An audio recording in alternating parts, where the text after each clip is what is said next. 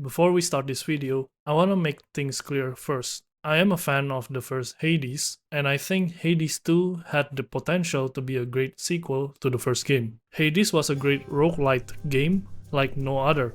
It is one of those games that is highly influential that other game developers try to replicate the formula to some extent, which also deservingly received as a Game of the Year nomination in the Game Awards 2020. Supergiant Games developing with a small dev team is also worth mentioning to further emphasize that Hades is such a high achievement not just to the indie gaming world, but the entire gaming world. I, for one, have such a huge respect for Hades as it is one of my favorite games to play in 2020. Jump to May of this year, Hades 2, one of the most anticipated game and is a sequel to Hades, came out in early access. Hades 2 is quite a huge departure from the first Hades. A lot of the core mechanics of the game are redefined, and since we have new protagonists for the second Hades, Melinoe, the philosophy in Hades 2's direction shifted from anything quote-unquote Zagreus-like to a new set of playstyle. So, to put it simply, Hades 2 has a more sorcerer-focused playstyle and mechanics. Like the new Magick resource, there are used for multiple different things, such as Omega moves. The shift in direction is a huge undertaking, and seeing as Hades is by a small indie company, I understand and respect the hard work. However, as someone who's played around 18 hours of the game, some parts of the game feels iffy. While I respect the shift in direction, like I said previously, the balancing of the game is kind of all over the place as of the current state. But to preface this video, I have to make sure that you get the memo that I love Hades 1, and I expected to get a similar experience with Hades 2. I also understand that Hades 2 is only out on early access, so hopefully most of my problems with the game will be fixed on the full release date. Also, this is just my opinion on where the problem of Hades 2 is. Some people might have different problems on the game, or even have no problem at all. So to start, I don't really know how to structure this video properly, so I will just section all of the talking points that I've gathered. So, Melinoe is a sorcerer. The way that Hades 2 tries to emulate the feel of being a sorcerer is mainly by the implementation of the Magick resource and Omega moves. Omega moves simply is the upgraded version of each attack specific button, accessed by holding that button. There are Omega attacks, Omega specials, and Omega cast. These Omega moves would consume some magic to potentially deal more effects, but mainly more damage to the enemy. I gotta say, the implementation of Omega moves were great on paper. Omega moves makes the weapons more multi-layered than the previous games, and is a great role-playing fantasy of getting to build your boons according to the specific moves that you wanted. The execution though, not so much. As of right now, the balance of normal moves and Omega moves, in my opinion, is way off. The Omega moves are great and deal a lot more damage than normal moves, which I get that these are to encourage the usage of these new Omega moves. However, in the crossfire, the normal moves felt very weak in isolation. Let's take the star staff Jescura for example. While having no buffs, the staff's attack combo damage ranges from 20, 25 and 30, totaling to 75 damage per combo. Now compare that to the Omega attack. By holding the attack button, the damage spiked to 120, and it has incredible range, and it also travels backwards. This pretty much applies to every weapon's moves as well. The Omega variant of those moves are vastly more powerful than the normal counterparts. Honestly, if the game wants you to use Omega moves more than the normal moves, the game does that job pretty well. However, the problem lies that the balance is way off, that it forces you to use them. doubly so when you are forced to spend some magic resource to use those Omega moves, which is also a mixed bag in the implementation as well because Magick is a finite resource in general. The purpose of Magick here is to execute Omega moves that are, as established before, way stronger than their normal counterparts. However, further down the line, there are more mechanics that will use your magic resource. For example, the boons that does prime, which means it takes some of your max magic to get certain effects. With the overabundance of magic-reliant mechanics, it is strange that your magic cannot regenerate in general. On later stages of the game, you'll get an Arcana that will make you regenerate magic passively, and there are some boons that do give you some ways to regenerate magic, but I personally think that the disparity of the number of mechanics that needed magic versus the availability of magic at base is too big.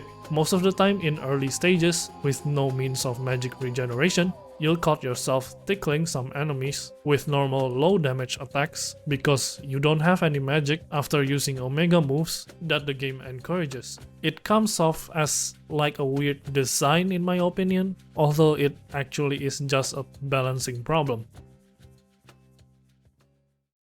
So in my original script for this video, I listed all weapons in Hades 2 to be problematic.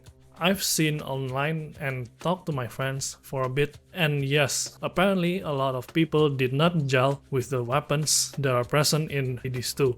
I thought the weapons are quite problematic as well, but this is before I got access to aspects, which I thought were not in the game at first, but apparently it's there. As of now, there are still some problems that I had with the weapons in Hades 2, albeit not as much as before. The only weapons that I don't really have a problem with are the Star Staff Descura and the Argent Skull, and that is excluding my statement on how weak every weapon's normal moves are. The Sister Blades, the Umbral Flames, and the Moonstone Axe have some problems that I want to discuss. The Sister Blades attack is good at its current state. It is a fast multi-hit weapon with access to a teleport ability to compensate for its short range. My problem with the Sister Blades is its special. It is a throwing knife special that does insignificant damage, and its Omega special is to add more projectiles in a cone while not increasing the damage of each projectile. The problem here is that most of the time, the enemy will never get hit by more than 1 or 2 projectiles from a single Omega special because of the size of the enemy, making the magic cost of the Omega special not really worth it. But here, you can argue that the Omega special is made to hit larger enemies or a group of enemies, which is true. Furthermore, the aspect kind of fixes this special by making them homing to enemies in your cast, which honestly is a great and interesting gimmick. The real slap in the face to me is how low the damage is for a single knife is just baffling. The Moonstone Axe is as close as Malinois's version of Excalibur. It is a slow attacking weapon with large cleaving attacks and supposedly deals high damage numbers. Well, supposedly, because in practice the axe doesn't do enough damage to justify its slow attack. Admittedly, I've cleared my first run through the underworld and defeated the final boss with the Moonstone Axe. However, that is because I have to change the attack with the Daedalus Hammer to get the 300 power per attack. The Moonstone Axe normally deals 40, 80 and 160 in a 3-hit combo, and that damage is lower than Excalibur's damage at base, making the Moonstone Axe feels weak, especially with how slow the attacks are. Furthermore, it feels bad when in compensation of its slow attack, the Excalibur gets 50 additional max HP and also an aura ability that gives you further defense, while the Moonstone Axe only has a block special that can't be cast while you are in the animation of attacking. The Umbral Flames is like the abomination of a cardinal sin. It is a set of 2 torches that shoots fireball straight ahead in succession as their attack and shoots fireball in a circular motion as its special. On paper, it sounds good, But the problem is that the projectiles straight up do not work properly. The projectiles are too slow, the damage is not impressive, the hitbox of the projectiles will break whenever there's a single obstacle in its path, and when you shoot more of the fireballs by holding it, it'll turn to the Omega attack version of it that deals more damage, but will drain your magic on every attack, so you will run out of magic before you even realize it. Using the Umbral Flames is just a bad experience altogether. There's an aspect that has interesting exploding mines gimmick to it. While it has good AoE capabilities in practice, I don't feel like it is worth it because I would always think I can do similar things with other weapons. Because if I want a weapon that covers a huge AoE, the Moonstone Axe can cover that. And if I want to shoot from afar, I can do that either with the Skura or the Argent Skull. The Umbral Flames needs urgent fixes. There's one more weapon that is teased to be available on full release with the arrangement of the weapons, and I really hope that weapon is better than what the game offers now. I hope it's similar to the gun from the first game, because I love playing with the guns in Hades, and it kinda sucks that we haven't gotten anything like it for now. I've seen a lot of differing opinions on implementation of sprint and the removal of double dash in Hades 2. So in Hades 2, the dash mechanic is slightly changed to a combination of dash and sprint rather than multiple dashes in the first Hades. I think there's a philosophy to this change, and that Hades 2 tries to be a slower and methodical game in contrast to the much faster paced Hades 1. As a result, dash-related boons and upgrades are shifted to improving the sprint instead. The bigger question that people will debate though is if the double dash upgrade is justified to be deleted just because of the shift into a sprint-focused game rather than a dash-focused game.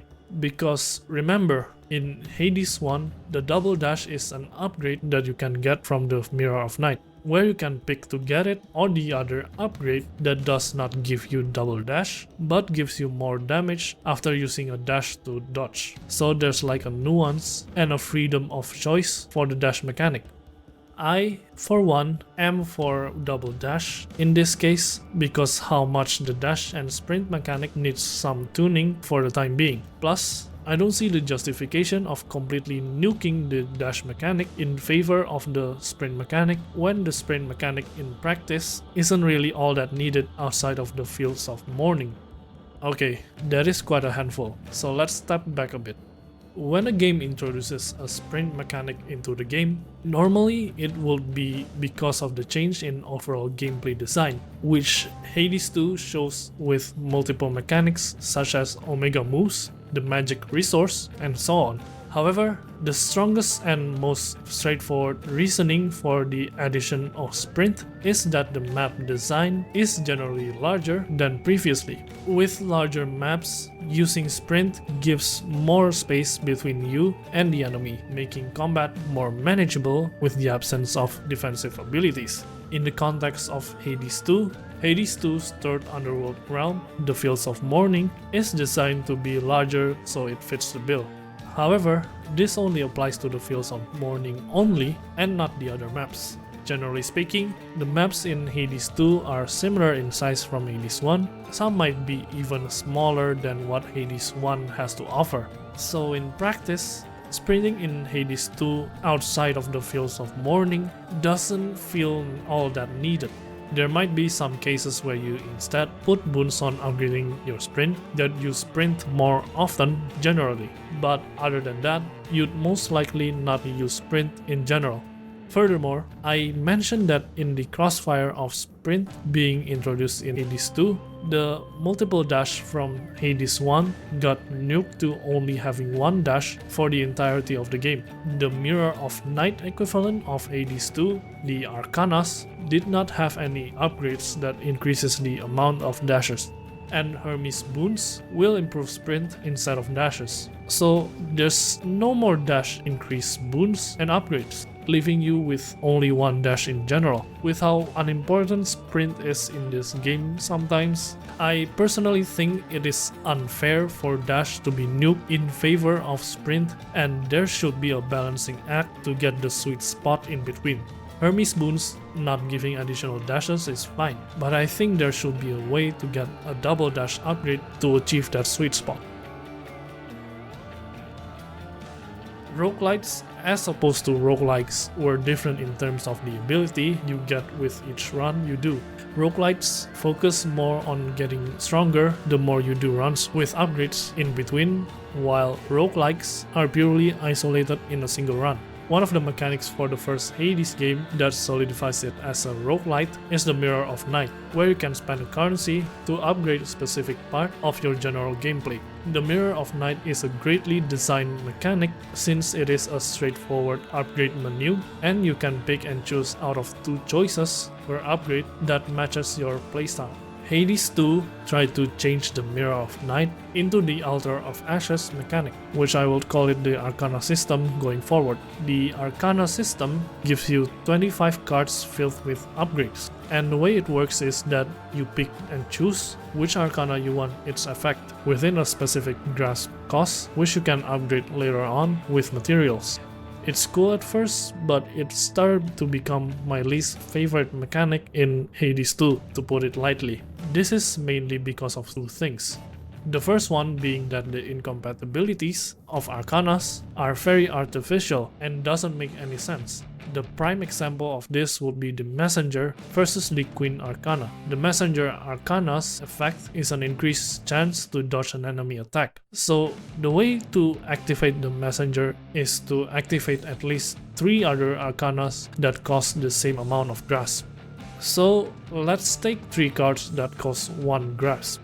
But then it deactivates the Queen Arcana that supposedly increases the chance to get duo boons.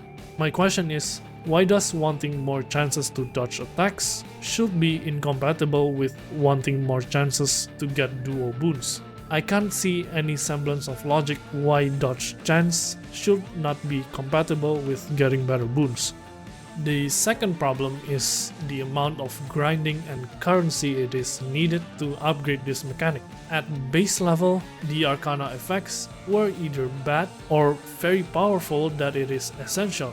This is me not knowing that apparently these Arcanas can further be upgraded so that it yields more. So before, it only needs Ashes to unlock the Arcana cards and Psych to get more grasp points. Further down the line, the Arcanas can be upgraded with Moondust. Further down the line, after upgrading a card one time, it will need more materials like Silver, Lotus, Cattails, Bronze, and even Stardust that you'll get from trials. The amount of currency and grinding it needs to upgrade this are staggeringly high. It could turn off players from replaying. Thankfully, gathering has been changed so that you can gather any resource that you encounter as of update 1, so that problem is slightly salvageable. But ultimately, the problems with the Arcana system were technically just some minor inconveniences. In the end, if they wanted to design a game a certain way with their mechanics, that's entirely fine. If they design it to be grindy and replayable, that's also fine. That being said, I too feel for those who don't have time for grinding multiple specific materials for a certain item, because that would feel bad for the game in general. So it goes without saying by now that people will misinterpret negative videos like this, even though I have explicitly said in the beginning of the video that I am a fan of Hades, and it was one of my favorite games to play in 2020. I had fun as well playing Hades 2. It's just that those excitement level are lower and there are more frustrations with the game due to my problems with the game that I've mentioned in this video.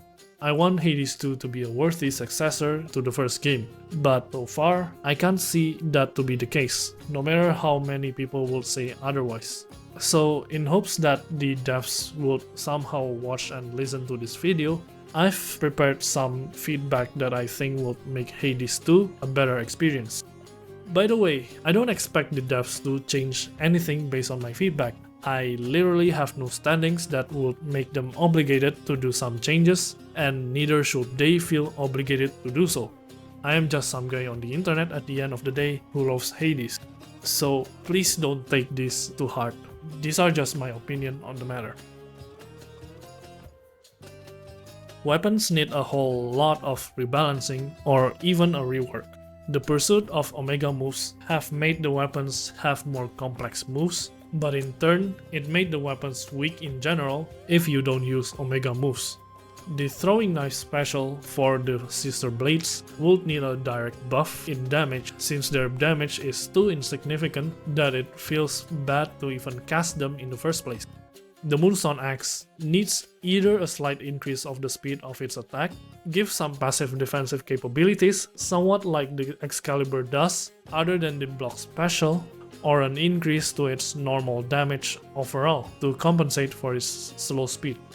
The Umbral Flames definitely need some rework on its projectiles hitbox and their travel speed to make them feel better to use.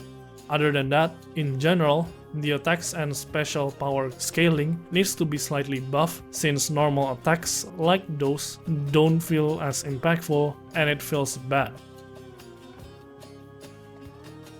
One of the reasons why I want normal attacks and specials to be more impactful is because Omega moves uses a lot of magic for powerful moves.